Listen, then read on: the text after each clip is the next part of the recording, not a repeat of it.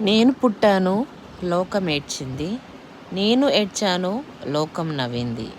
నాకింకా ఈ లోకంతో పని ఏముంది. నా చిన్నప్పుడు నేను పుట్టక ముందు నుంచి ఉన్న పాట అది.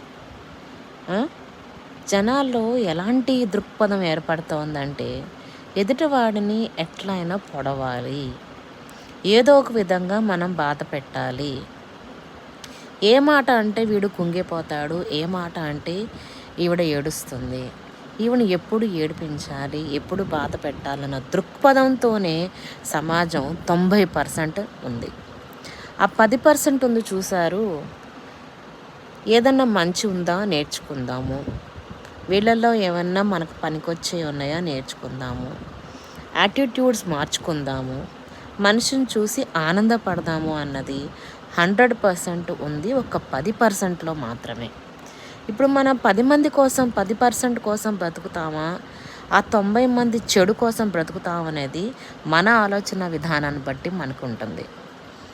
ఇప్పుడు సంతోషపడే వాళ్ళ కోసం చూసి మనం సంతోషపడటానికి ప్రయత్నం చేద్దాం, అంతేగాని 90 మంది చెడ్డవాళ్ళు ఉన్న చోటికి మనం ఎందుకు వెళ్ళాలి?